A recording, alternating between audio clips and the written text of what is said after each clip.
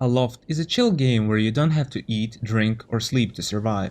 Like Raft in the Sky, you will have to build your ship and uncover bits and pieces of information as you do. First things first, you'll claim an island by building a home kite and equipping it with a steering wheel, floaters, rudder, and sails. Just a few sails will suffice for now, as you'll be building more advanced ones soon enough. Having them will allow you to direct your island towards other islands, so that you can find knowledge trees/anchors, which will give you sailing related blueprints for your island, such as the aforementioned improved sails, and knowledge stones that will give you blueprints for new buildings. The islands are not procedurally generated, so they're always the same.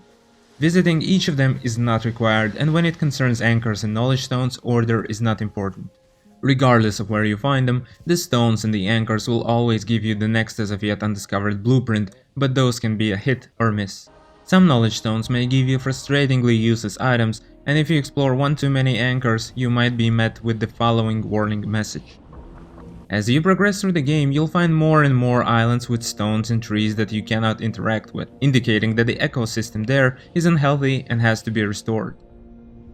With Field Guide equipped, you'll be able to read the assessment of the ecosystem and see what it lacks. As of early access, it will look like this. Not all islands will be broken as this, but here's how you'd fix the ecosystem if all of these were lacking. Basically, you will have to come prepared. For increasing the amount of trees, you will have to plant the seeds that you had gathered on other islands. If you don't have any seeds and there are some mature trees on the island already, you can also chop them down and plant the seeds that fall from them, doubling or tripling the amount of trees this way.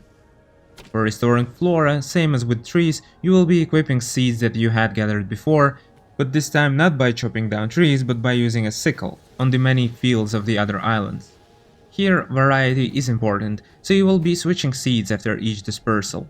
You will always have a lot of these seeds and there will always be plants to sight, so don't scrimp and save trying to figure out which particular ones are lacking, just plant one of each. Also, once you travel to other biomes, you will have to collect whole other sets of seeds as these from the Emerald Isles won't contribute to the ecosystems of those islands and vice versa. The game does have an ingenious way of using the extras, you can refine them into grain for other purposes, but I digress. For Decomposer, you will have to have collected mushrooms growing at tree boles and grounded them at the mill. Once you have the resulting reishi inoculant, just walk up to any tree and plant it. For this purpose, you can also use worms at the beginning of the game before you have mills, but I wouldn't recommend it afterwards as it's not as efficient, certainly not until you have a worm box. You're unlikely to encounter an island that lacks a big animal before you progress from the outermost ring of the map, unless you kidnap all the native ones before interacting with everything that an island has to offer. In this case, you will have to build a landing pad and transfer them back. For insects, you will have to travel to other islands and be on the lookout for blue beetles or ladybugs.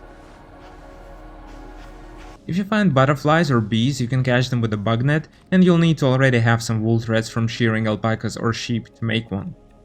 If you don't have a bugnet yet and can't find any ladybugs, you might check in with your field guide if there are any worms on the island. If there are, equip this tool and gather some worms from the ground, just know that you might have to work for it.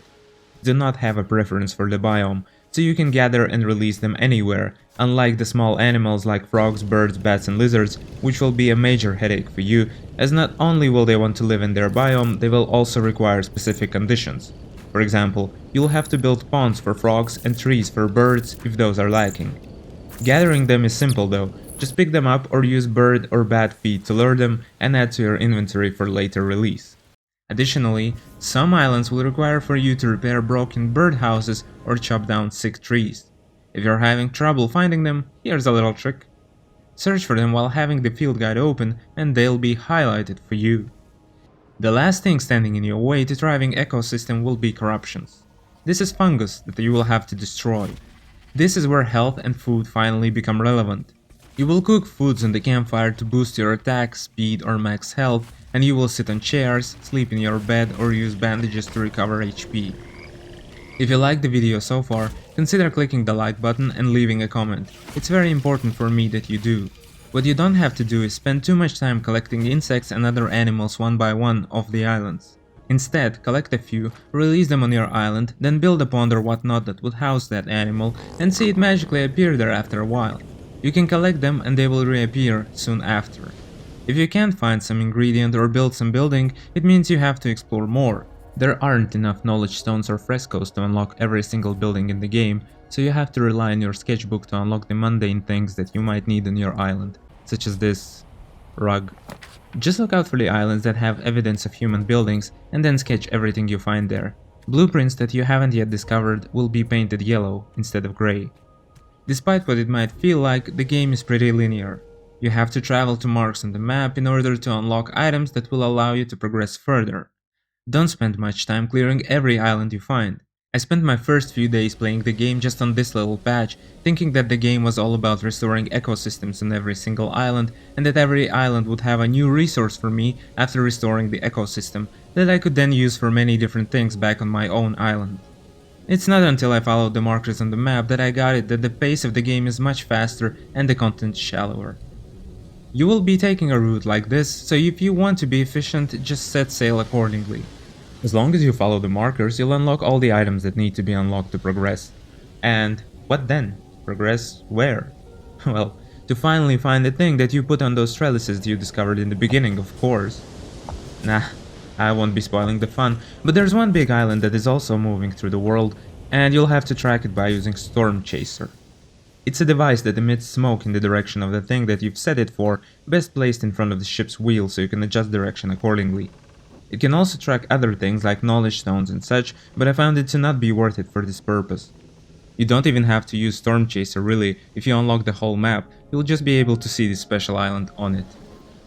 It would be nice if it could tell you exactly where the knowledge stones are hidden, as it can be very frustrating to look for them, to the point where on the second inner ring of the map, I even had some doubts on whether there were any knowledge stones there at all. Try listening closely as they make a sound when you're close. If you still can't find them, they might be hidden behind rock and you might have to enter some cave from the other side of the island to reach them. That's the only way that the game becomes tangibly more difficult as you play. So this game is not for people looking for challenge, if that wasn't obvious already. It maintains the same formula throughout the game. There are currently 3 biomes, and on each of the biomes you'll be kidnapping some new small animal, taming a larger animal that provides a resource that you need, as well as cutting a small plant and gathering a flower that are unique to that biome. That is not to say that it's not fun. It actually is if you love the idea of collecting creatures and plants and making your island feel like home. It's actually surprising how a game can hook you with such a simple premise. At first you just fly around frantically, not fully understanding what it is you're doing, but then you start building out your island and it's suddenly so calm and peaceful, and you're proud of your creation. And then you start flying around frantically again in search of the missing pieces. Speaking of, if you're curious about base building aspect of the game, check out my other video, or check out my playlist of base building in other games if you're looking for something more challenging. Thanks for watching.